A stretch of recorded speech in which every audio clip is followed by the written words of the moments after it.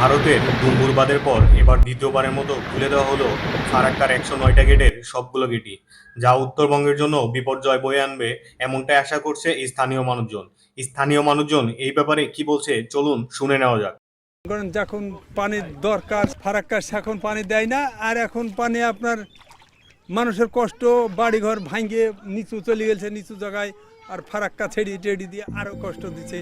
এবার ভারতের বিহার এবং ঝাড়খণ্ডের বন্যার জেরে ফারাক্কা ব্যারেজের সবগুলো গেটই খুলে দিয়েছে ভারত।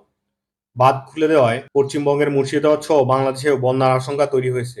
তবে ভারতের পক্ষ থেকে দাবি করা হয়েছে যে বন্যা পরিস্থিতি ও পাহাড়ি ঢলের বিষয়ে আগে থেকে বাংলাদেশকে তথ্য দিয়েছে ভারত। সোমবার এই গেটগুলো খুলে দেওয়া হয়।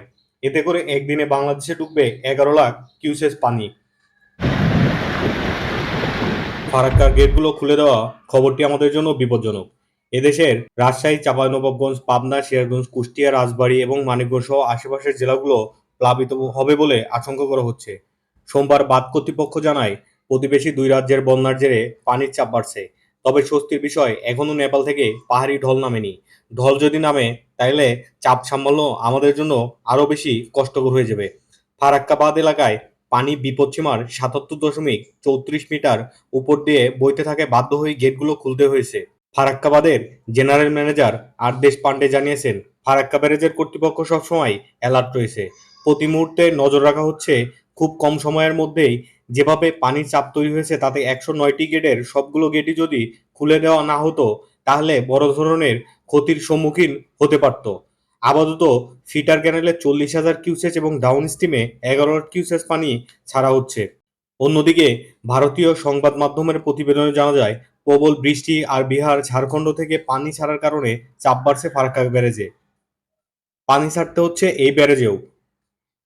ফারাক্কা বাঁধ প্রকল্পের পানি বিপদসীমা অতিক্রম করায় দৈনন্দিন পানি ছাড়ার পরিমাণ বাড়ছে। ভারতের পররাষ্ট্র মন্ত্রণালয়ের মুখপাত্র রণবীর জাওয়াল বলেন, ফারাক্কা বাঁধ সম্পর্কে ভুল বোঝাবুঝি তৈরি হয়েছে। আমরা গণমাধ্যমে ফারাক্কা ব্যারেজ গেট খুলতে দেখেছি, যার ফলে নদীর স্বাভাবিক গতিপথে ১১ লাখ কিউসেসেরও বেশি পানি গঙ্গা এবং পদ্মা নদীতে প্রবাহিত হবে। তিনি আরও বলেন, উজান ভাটির বৃষ্টিপাতের ফলে গঙ্গা নদীর অববাহিকায় প্রবাহ বৃদ্ধি একটি স্বাভাবিক মৌসুম। এটি বুঝতে হবে যে ফারাক্কা শুধু একটি ব্যারেজ নয়, বাঁধ নয়।